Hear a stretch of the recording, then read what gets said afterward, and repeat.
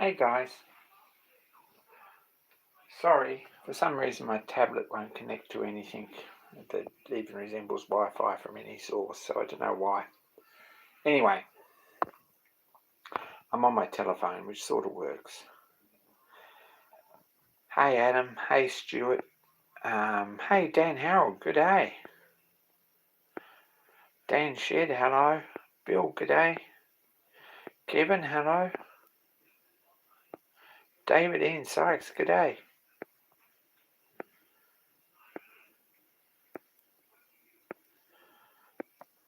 I'm disorganised, I'm a bit exhausted to be honest, it's only Wednesday.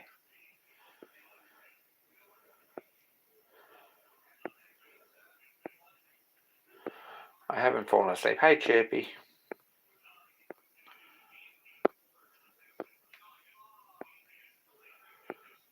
James B, good day.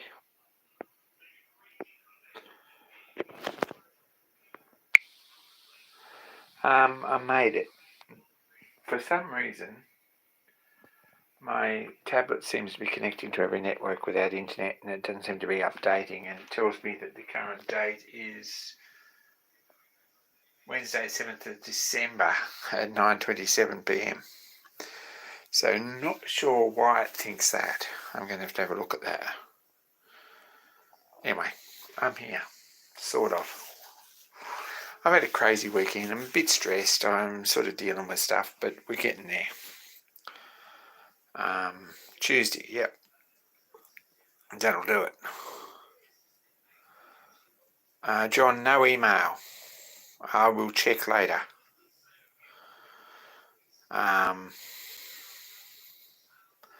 I'll have a look and see what I can find. I'll be on to that. Pretty tired, actually. Yeah, concrete slab for the shed, please. It's 1932. That might be some of the problem. I don't know why it's connected without internet. It's a bit strange. Anyway, we've got this little screen. Nigel, good day. Yeah, steamroller and a lot of bikey friends that I probably should ask. That's about where I'm at with that. But anyway, we'll see what happens. What happened this week? I made start on this box because I've been putting it off. For a couple of reasons I've been putting it off. One is that this paint isn't, it's a nice finish. It's not particularly resistant to anything. And if you mess this up a little bit and wipe it, you end up wiping this paint off or through or something. So I've been a bit careful with that. But anyway, because I discovered that by putting a Terpsy rag down on top of this, on this paint finish when it was painted up here, I decided that I needed something a little bit more durable. So I've given this a coat of one shot, which should last pretty well. I'm going to actually clear coat it, but at this point it gets messed up, and the top gets messed up anyway. Like the top before was paint rings and splatters and splashes and drips and stuff. So I'm not sure what I'm going to put on top there, but yeah. Anyway, this is where I started, and it's sort of a bit of a job.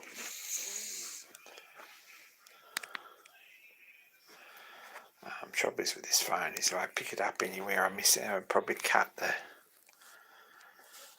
stupid microphone off or something. We'll try that.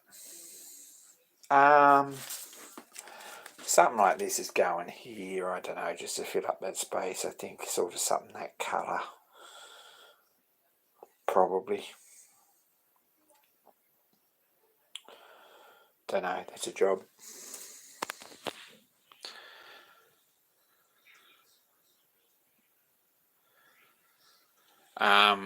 black label liner or something on there would be really good, actually. I'm still thinking about that.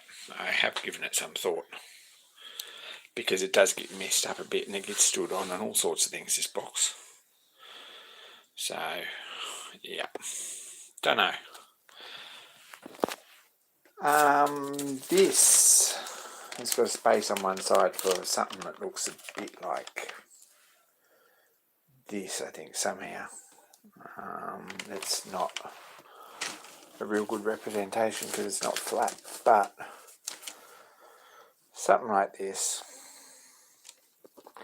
you can sort of imagine it without the, that's the idea.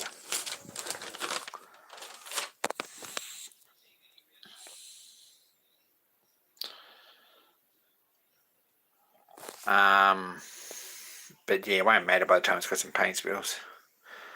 Stuart always says that. It's a caricature. All caricatures have big noses. It's one of the signatures of the art type. So that's what's sort of been happening. I spent a few hours on that a bit at a time because there's about 5 coats of paint on that and it's all different layers and things. And I think it looks pretty good. Another scroll in the middle and some mural work on this side. I've actually done this too on this end, which is sort of alright, but don't mind it. It's not terrible. But that sort of happened. So that's the job there. I'd like to get this finished at some point in the future, but I don't know when.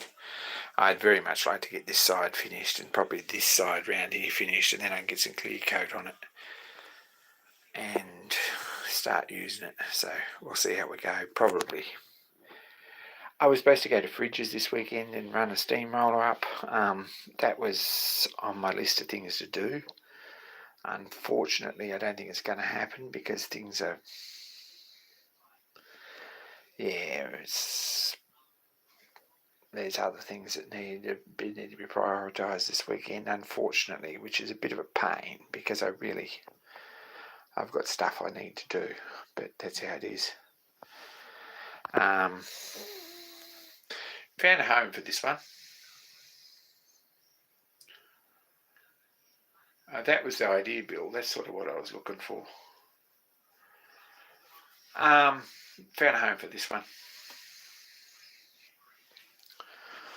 I hate letting people down, Fridge, and I'm sorry about that, and you're quite right not to talk to me for a week, but it's a bit of a pain in there. I don't know what else to do. I'm working on it, which doesn't actually get anything done, but it's sort of, hopefully soon it will. There's so many things that need to be done, and trouble is messing up one weekend in the year messes up the whole year for me, the way things are at the moment. So we'll see. I'd like to get this sorted. I'd like to have a go at that little box car that's over there in the corner. That's a job for probably sometime when I'm feeling patient. I'm feeling a little bit more confident with the brush than I have been because I've done a bit of it. So pretty happy with that. Anyway, I really like the colours on this. This is Fordson Empire Blue, I think, pretty close to. This is Vipon's Yellow and Vipon's Red. This I mixed, and this banner through here I mixed to be sort of similar brown. And there's some blue in the background there to give it, just to let it pop a bit. But anyway, pretty happy with that.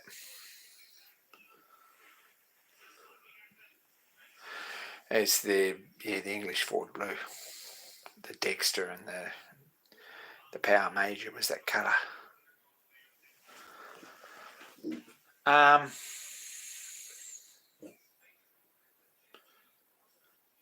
Anyway, don't have any clue at all what I'm going to do on the other side. I've got 4 sides to do. There's this one's blank, see, on this one. Nothing on this one. feeling way stronger. Yeah, looking way stronger than I actually feel. Whoa. And this one needs something. I haven't got a clue. I'd like some gold leaf or something on here.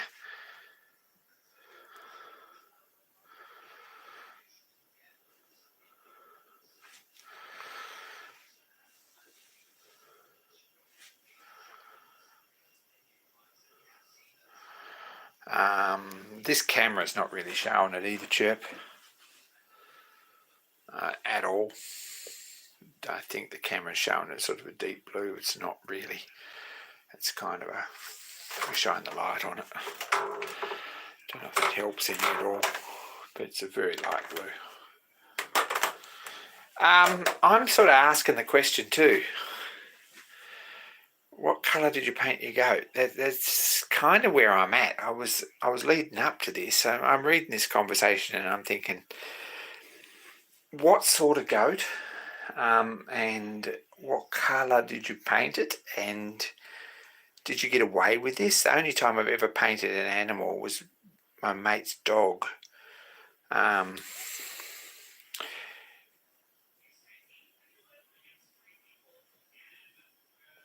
But yeah, righto. Well, my story is probably inappropriate.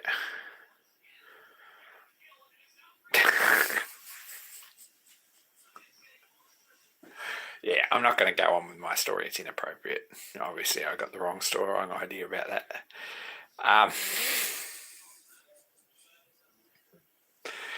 But we did. It was sort of a miserable dingo cattle dog cross sort of a dog, with a bit of Alsatian in it. Yeah, and it got painted with black stripes. It actually got electrical tape to start, but that was very.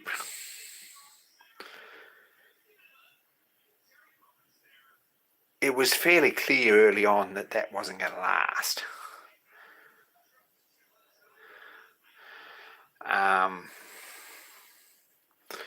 Not something that the dog puts up with really of any sort. Even a pretty miserable cattle dog doesn't really put up with electrical tape stripes.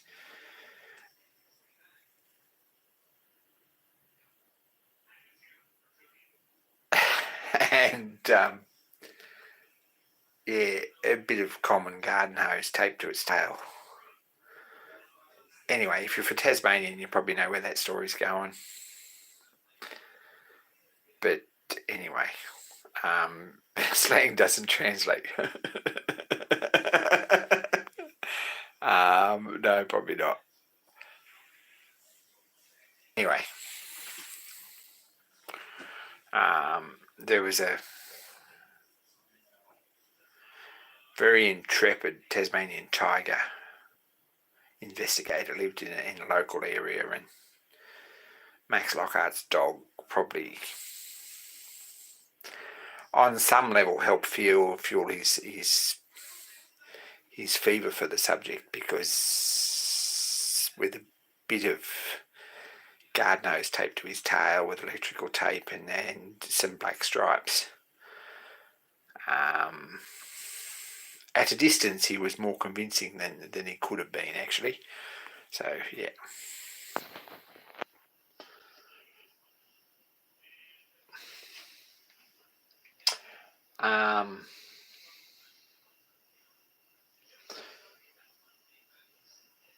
You've heard of fake UFO sightings. So the Tasmanian equivalent was fake Tasmanian tiger sightings. And that's how you do it, folks. But anyway, I won't confirm or deny that that's actually what happened. It's many years ago now, so the story gets lost a bit. But a Tasmanian tiger's two main characteristics. No, you couldn't really copy him, but its characteristics are that it's got a stiff tail, and they say that if you hear one padding along the track behind you in the dusk, the best thing to do is grab its tail, because it can't turn around and bite you then. I've got absolutely no idea at all whether that's true or not. In fact, I'm sort of half convinced that it might not be in my latter years, but when I was a kid that made perfect sense. And they also have a pretty crazy gape. Like they'll pick up half a sheep, sort of. They've got their mouth opens like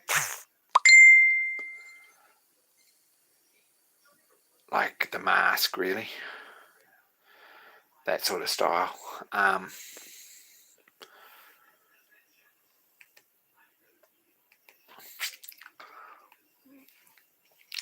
And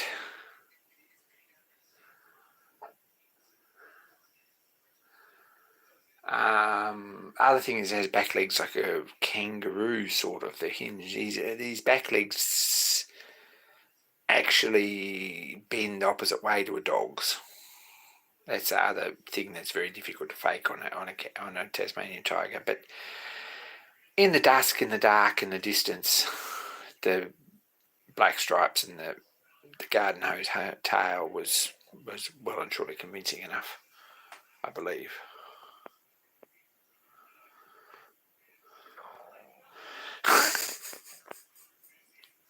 I'm glad you're using the third person there, Fridge, because I'd hate to have anything on this chat incriminate anyone. Now, we get into this. There's a new Rob Parsons video while we're on the subject.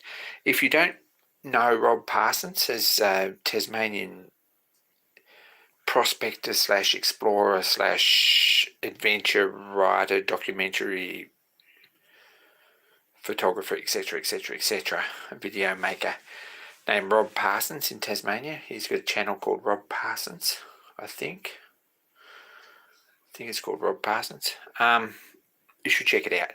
He's actually found recently. Now, there is some mystery at the end, and I'm not going to conjecture at all, but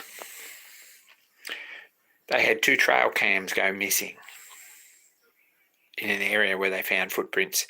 Now, that may just be to make a good story, and may be that someone pinched them. Being down there, though, it's very, very unlikely. It may be that they actually caught something they didn't want to tell anyone. See, it's got you. Yeah, it's a good video. Anyway, go and check it out. Kim Bazelic, g'day. Anyway, there's enough conjecture there to make a conspiracy about it, but quite well made. And I don't believe for a second that both trail cameras went missing. I'm more convinced that it might be good.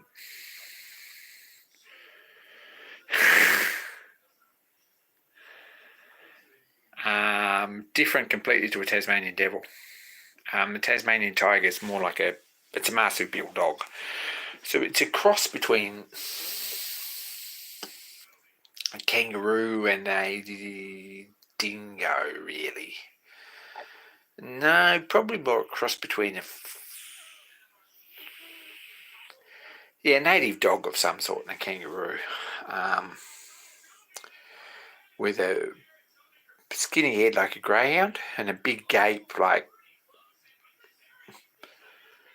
big enough to take a piece out of your torso. And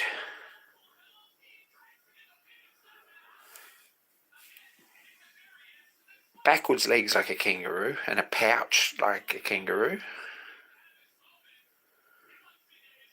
Has it got a pouch? I think it's got a pouch. And a stiff tail, also like a kangaroo.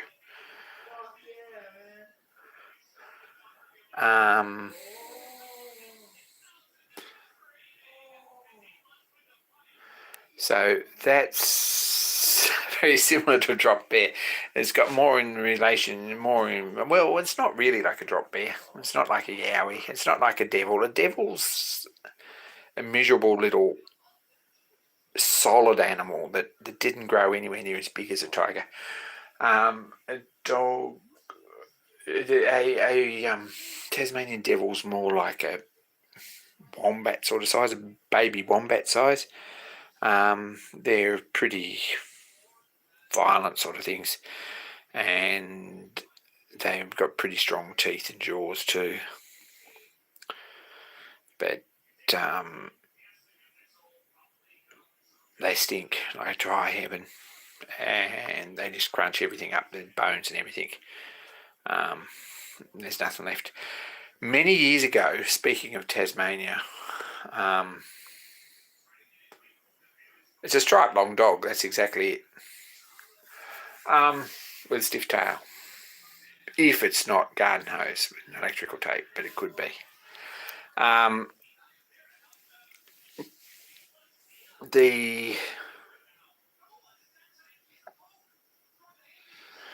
Many years ago, there was a taxi driver went missing out of Launceston, and they found him a couple of months later. It was only a little state, but it took them that long to search every desolate track, and they found his car up beside the road where he'd got out, or he'd been sleeping, or he'd been camping, or he'd disappeared, or whatever. And beside the car was a couple of boots with some bones sticking out, and that was all that was left. So that's what a devil will do if you're already dead. A tiger, I don't think, will do that to you. They tend to eat more soft organs. So a tiger, if it kills a sheep, will leave most of the sheep for the devils or whatever else. Whereas the devil will drag the sheep away and eat the lot. Like, it'll carry the sheep away. A big devil will carry a sheep away across the road. I've seen them cross the road with a sheep in their jaws off the ground, sort of. Whereas a tiger, how did we get on this subject even? A tiger will eat the heart and liver and lungs and those sort of bits and brains and leave the rest. So not a particularly useful animal to have around, and that's why they're extinct, because they're pretty devastating on sheep and cattle population with a lot of waste. So a devil will kill a sheep or whatever and do it sort of, it won't do it every night. It'll eat its fill and that's it. Whereas a tiger will kill a couple of sheep every night to get enough to eat. So that's how it is.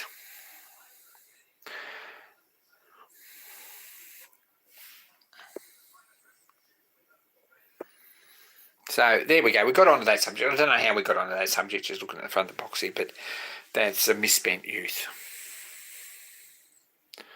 of how it sort of is.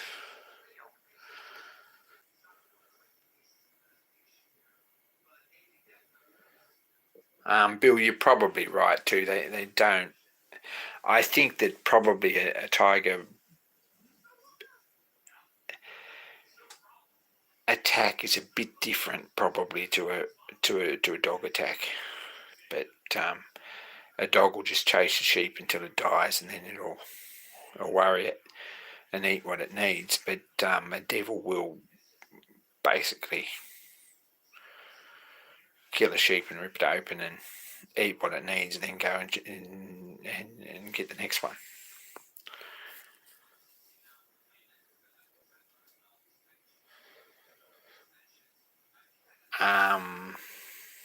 Oh yeah, I've saw one cross the road up in the northeast there, years ago, in the headlights.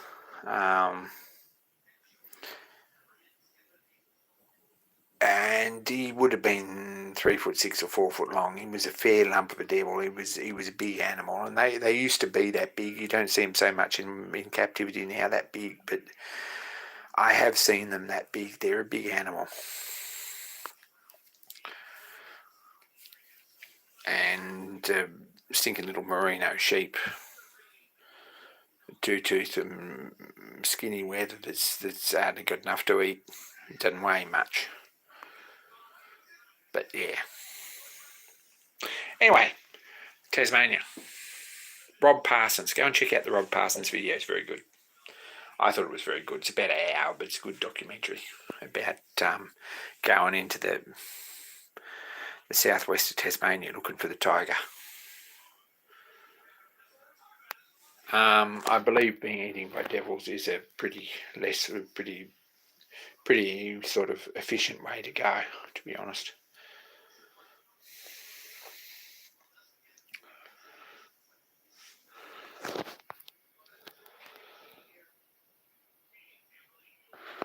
Anyway, what else have I done this weekend after all that? This cover, it got a coat of matching paint. Look at this. Guard got a coat of matching paint. This looks really good. Do you want to get onto this? I'm pretty happy with this. Haven't finished polishing this back. I just screwed it back on here while the paint dried, and it's not really dry yet because this paint that I've got for the launch, while it's pretty durable and it's lasted a long time,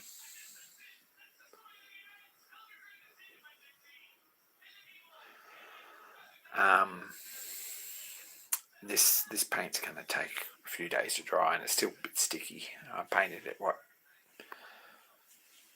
Sunday morning, something like that. It's now Wednesday, so when it does, I'll polish this back here and the bottom one here too, and give this a clean up, take it off. But it's nicely fitted, it all fits. I'm pretty happy with that actually. As far as a lathe modification, this is really nice the way this fits around here. These brackets are good. This is good and solid. Like, seriously, this is good and solid. It fits and looks like it's part of it. Really happy with that. Find some lights. So that's one of the jobs I did. I'm going to finish that. It probably needs a bit more of a touch up or a bit more of a sand up or whatever, file up, but we'll wait till this paint's properly dry because it's going to take a bit. When the foundry got this cast, or cast this, which is basically this, which is 3D printed. I come home last night and I machined this. I'm not 100% sure I'm happy with the aluminium one. It's alright, it's a bit heavy, and if we put that on here like this with a couple of hot screws in it, it's starting to feel a bit heavy. It's solid, but I'm not sure I like it. In hindsight, this one's 3D printed and it's probably quite nice. What I'm going to do is redesign this and print it again, but with some brass bushes in here that I can screw the screws down onto nicely so we don't break it. Put a couple of screws in there, and this will be nice and light, and it's fairly neat and it looks tidy. And like someone mentioned, you can't see it, I got this casting too, which I think is pretty excellent, really. I like this.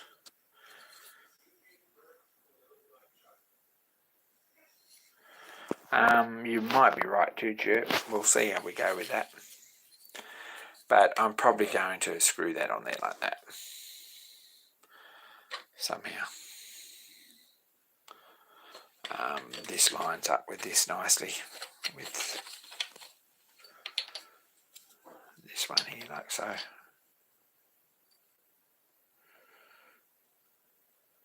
Something like that.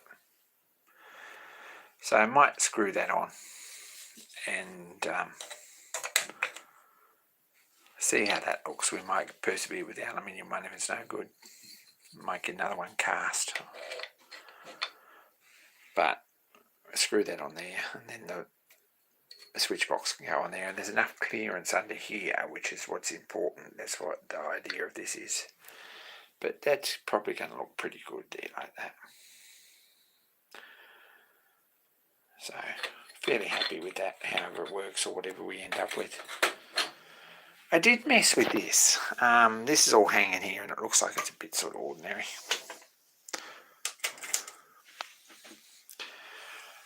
I've been messing with this because I'm not real happy with these universals. I don't think they're particularly good. They sort of work, but I'm not feeling like they're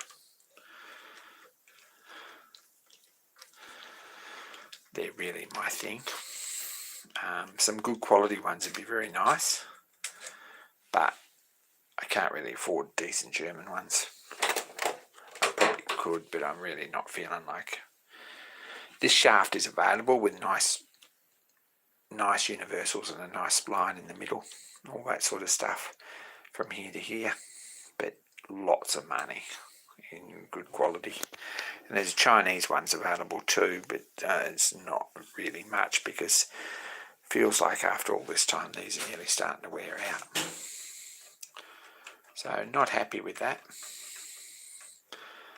Flex cable was something I thought about, but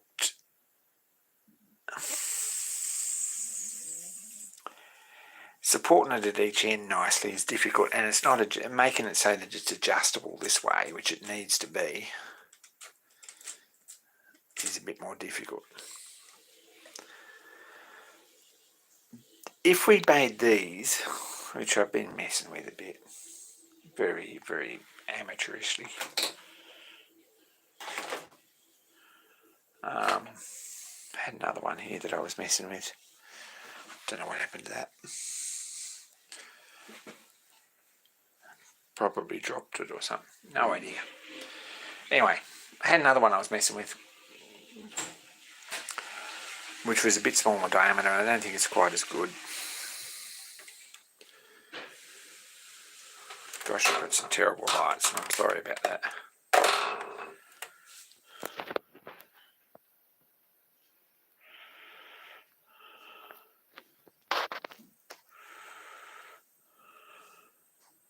So you mean flexible here and flexible here, Chirpy? Yeah, I'm thinking about it. This is just by way of actually achieving something and doing stuff and having something to show you. I've got these two yokes here. These are 3D printed just to see how it looks and see if it clears and all that sort of stuff.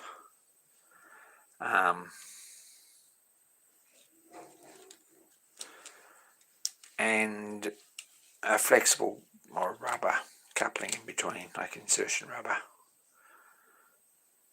so that they've got a little bit of slack here to move this backwards and forwards.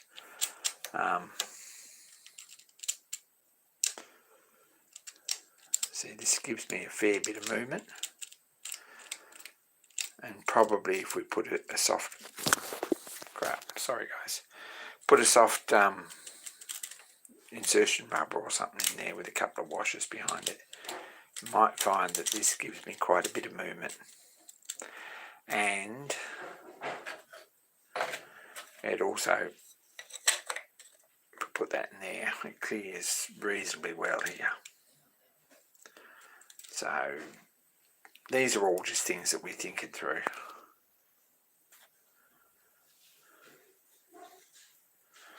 Why did I opt for it to move the slide instead of the carriage? Which carriage? That probably answers your question.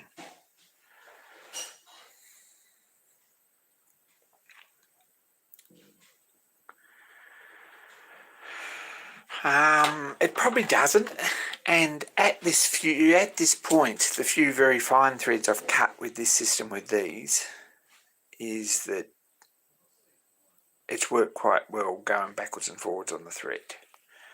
It sort of hasn't, even at 60 TPI, it hasn't really been noticeable. So probably the backlash is not something that's a big concern, but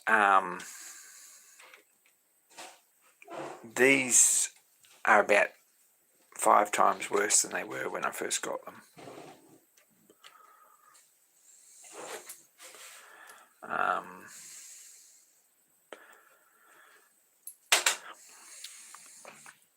So I'm not real happy with these, but we'll see what happens. This is still work in progress, absolutely. Don't expect that the finished product will look anything like this, to be honest. But we should do something about it. The thing is that this needs to wind until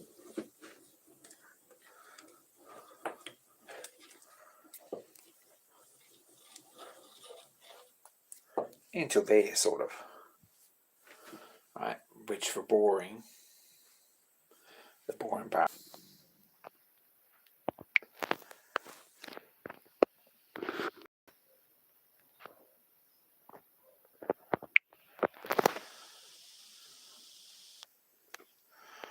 Yeah, I think that was me. This isn't real good here, because if we move this in far enough to cut up against this collet, I don't know, we've got some bad lighting, and I apologise for that. It might be just me, but it feels like I've got some bad lighting. For this to cut up against this collet, or up against the spindle nose, we need to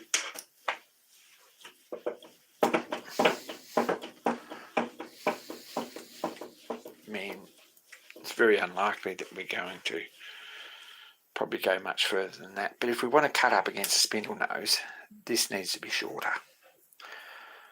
Right.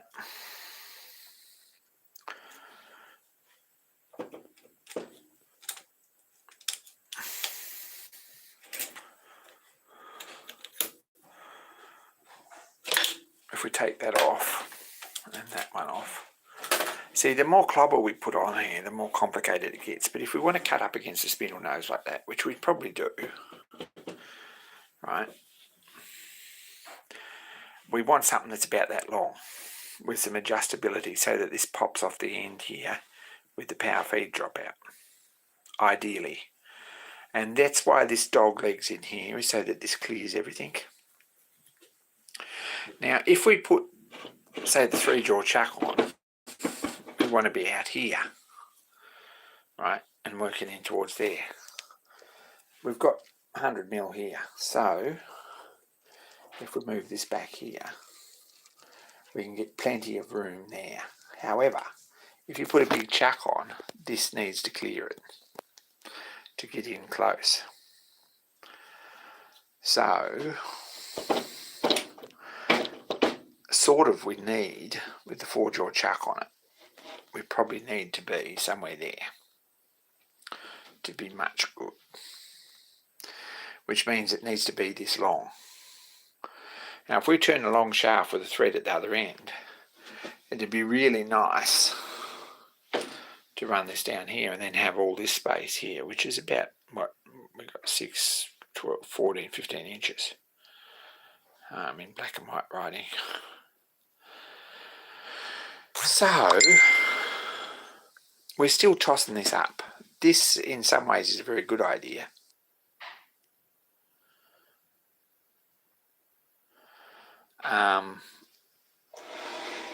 And in other ways, is very terrible.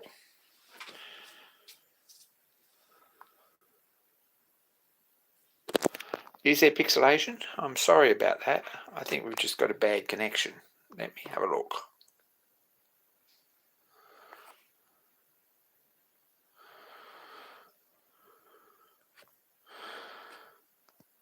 Yeah, I'm not sure. Internets are not good tonight for some reason on any level. I can't get the tablet to connect at all.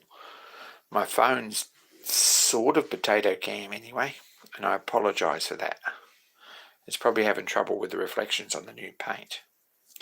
So I'm sorry about that. I won't feel terrible if you all leave.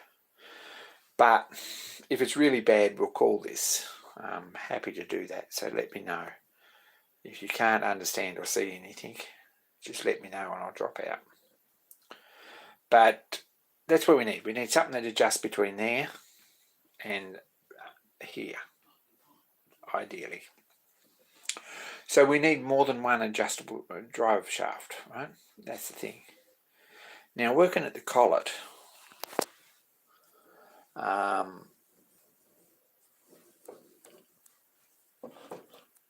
guess we're about there somewhere.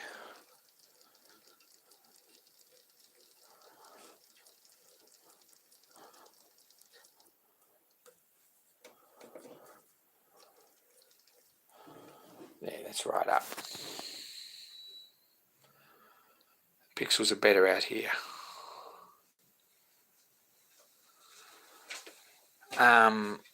That's about the minimum length, right? Which means that it's got an adjustable piece in the middle that's only about that long. This is getting cumbersome, and I don't really care if I completely redesign this, to be honest, because I'm not as happy with this as I would like. And this end here is in sort of in. It feels like it might be going to get cumbersome as well.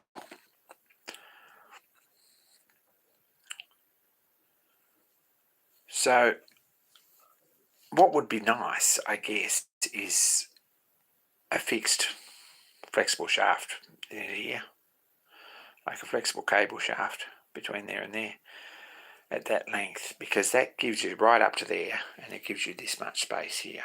So that does most of the work at that setting.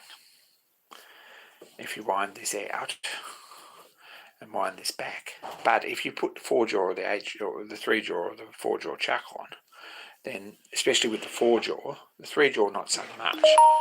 If we put the 3-jaw on,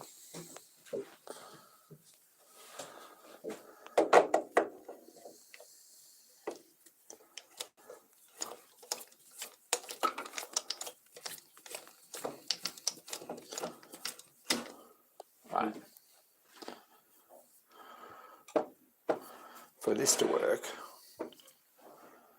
see, we can, if we move, take that off, if we move this back here,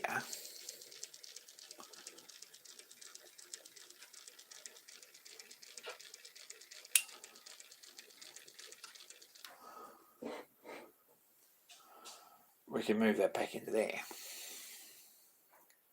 and that's useful. But instead of being this long, it's got to be that long.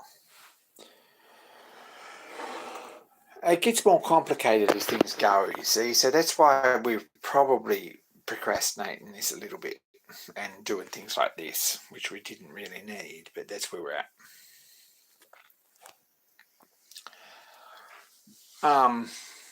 Don't know. Don't have an answer there. I have gone as far as to fit this chuck when I fitted it up with a collar to lock it so that it'll run forwards and backwards and forwards. So this is all set up for thread cutting. I would like to thread cut in a 4-jaw chuck because they require a few jobs that actually do that. But if we do it in the 4-jaw chuck, that gives us a different length again. Anyway, don't know. That's why I'm sort of, I guess that's why I'm sort of procrastinating this bit. If I can come up with some sort of a hinge system and an adjustable shaft that works, then we can sort of, we can get where we're at. The other thing that I could do, that doesn't really fix the problem though, whichever way you put it, you can get rid of this piece in the middle here or cut it down 5mm so that this is 5mm closer to here, which gives us another 5mm clearance here, but it doesn't give you 5mm travel here. You lose 5mm travel here, so you gain nothing by doing that. Even if this sticks out this far, then this will still travel up past here quite comfortably. So I think this is very good, except I don't like very much this drive system. That's where I'm at. So maybe we've got to remake this piece and that piece and all this very ugly piece, which sort of works. That gives us a surface to pop out at there. It sort of works, but it's sort of, see, it's 3 wheels there and it locks in place there and turns. But don't know. I'm still messing with it. It's a lifelong project. Don't expect it anytime.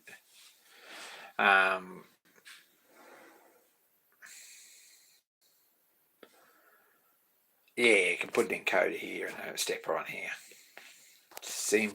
Wireless seems a bit of a cheat way of doing it, but it might work.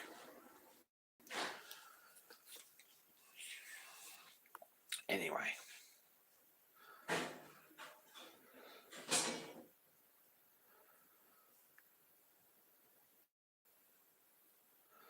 Still giving it some thought. And at this point, I'm not even close to resolving very much of that.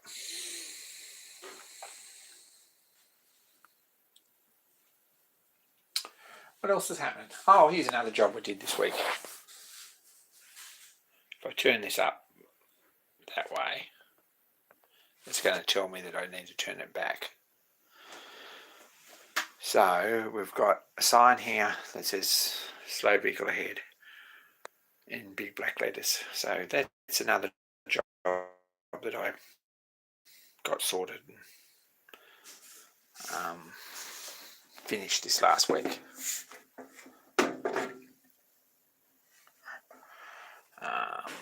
I'll put this down here and then maybe we can read it properly if we've got enough. It's not really going to work if we move the vacuum cleaner and stuff. So there we go, slow vehicle ahead.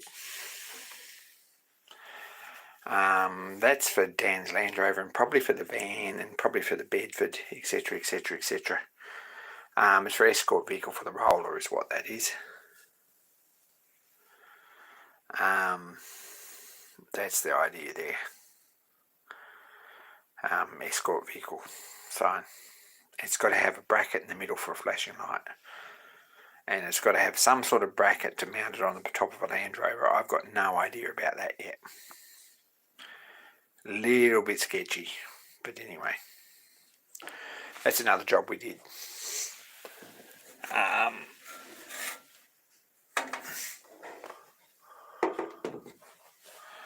We'll see how that works. Roof rack's probably the answer. What it really needs is a rooftop basket on the Land Rover because that's the cool thing you put on a 110 inch or 108 or 110 inch wheelbase Land Rover to look cool.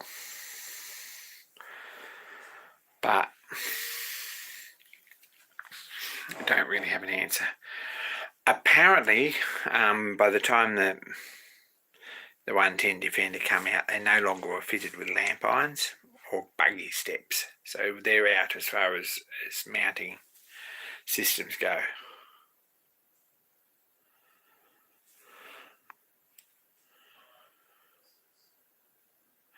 Yes, a slow escort vehicle warning about a similarly slow object ahead. So rather than put this on the back of the steamroller that doesn't have any lights, no nothing, put it on the back of a Land Rover, which everyone's expecting on the road, and follow the steamroller with that. And then it stops people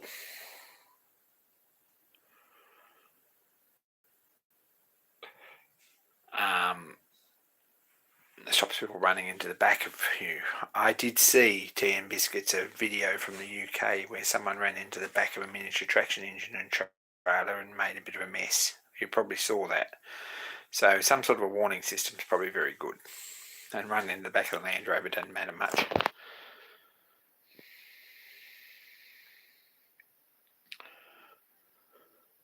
So rather than put this in a flashing light on the roller, which is going to look ugly, we'll stick it on the behind anyway. So that's another job we did. Another thing that got done. So it's been a pretty crazy sort of a week. I don't feel like I've achieved a lot, but we got some stuff done.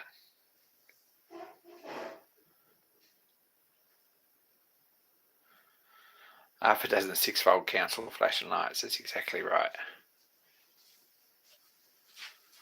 Can I ask your viewers a question? Yes.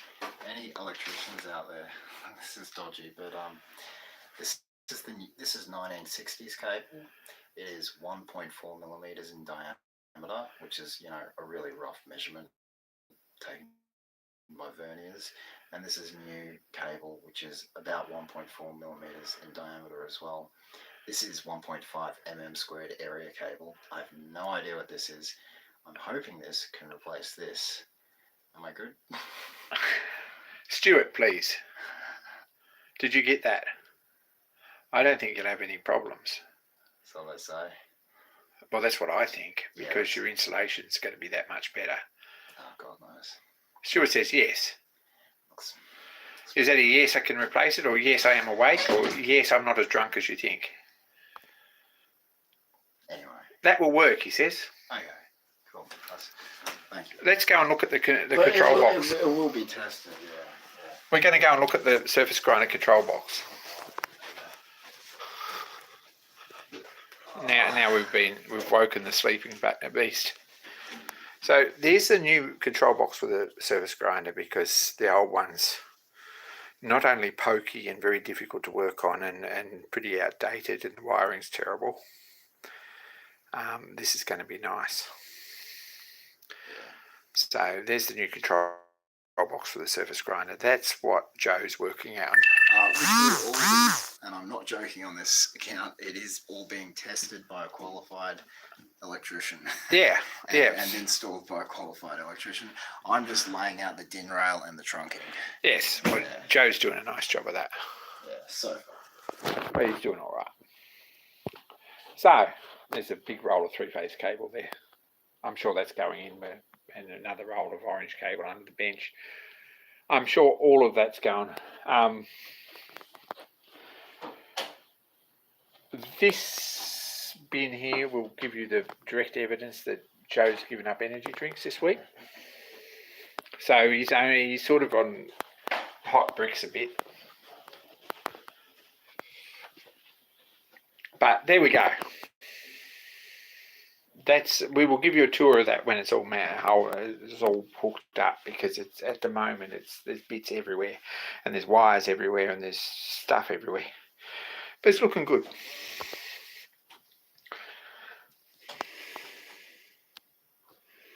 And I think it'll certainly be he's put that big box on the side, he's put another control panel on the front, and he's sort of put conduit and cable and everything all around it. It's all nice and neat and tidy and looks good.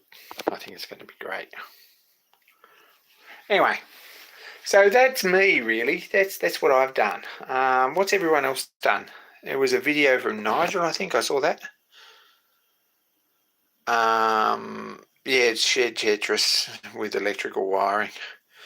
I think there was an update on Bill's model.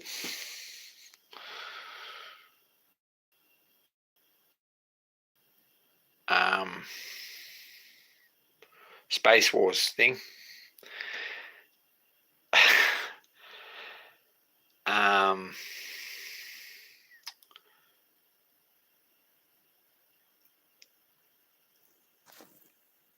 We got pixels. Sorry guys. I think this phone's about had it, to be honest. At some point I'm going to replace it, but it hasn't happened yet. I did see some Steam videos from Tea and Biscuits on Discord, but I don't believe that there's been a big like a running video yet. Now, Brendan had an article in Model Engineer, and I meant to get it out. He's not in tonight, so I'm not going to, but next week we're going to get it out and we're going to have a talk about it. Because writing articles for Model Engineer magazine is something that I'm very, very passionate about. I think it's something everyone should do. I'm a little bit of a hobby horse, that one. So I'm going to get it out and show everyone and have a bit of a talk about it next week. I meant to do it this week and it never happened. Bill's thyroid broke again. Hope you are okay soon. I'm trying to get James P to sell everything and buy a Revette. Nigel's working on holding the files on the die filer, so that means he must be getting reasonably close. Adam's got motorbike problems. Anyone in Tasmania who wants to come and tune a motorbike for Adam, or anyone in Sydney who wants to come and tune a motorbike for Adam, I think he'd be very grateful.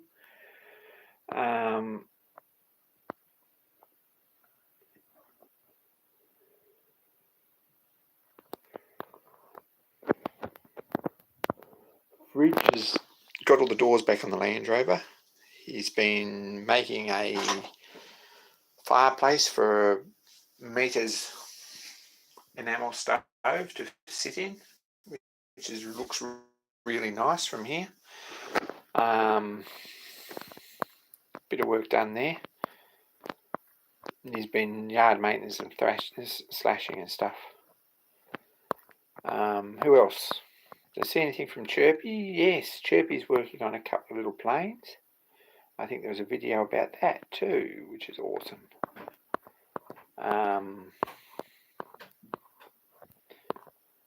Don't know if I saw anything from anyone. Who else did I see? There's probably a video from Kimber.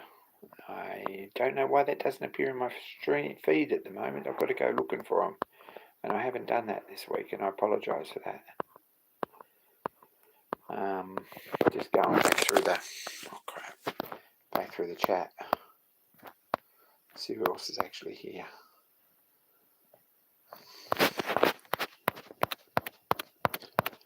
We'll go back here. Peter's lurking.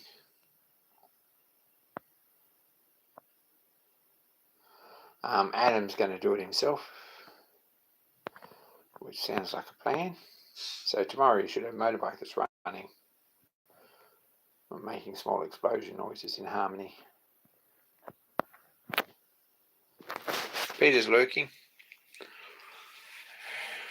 Apart from that, I did order some paint. Not very much paint, but I did order some paint. Airbrush Supply Network, which I buy pinstriping paint from, or buy Fire Ponds. It's Australian made, good Australian made couch enamel. Airbrush Supply Network's closing down, so it's sort of a last chance to buy stuff, and I would like to get another order from them before they do, but it hasn't happened. They've got some discounts. We'll see. But I do apologise for that, but I did get some paint. Anyway, that's on its way, and we'll probably have that to look at next time.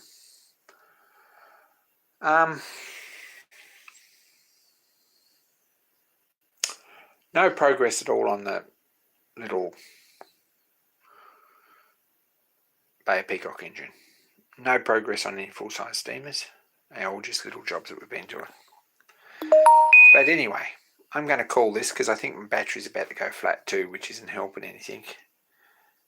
Stuart's been shopping on Amazon, which is a good thing, I guess, if you've got spending money.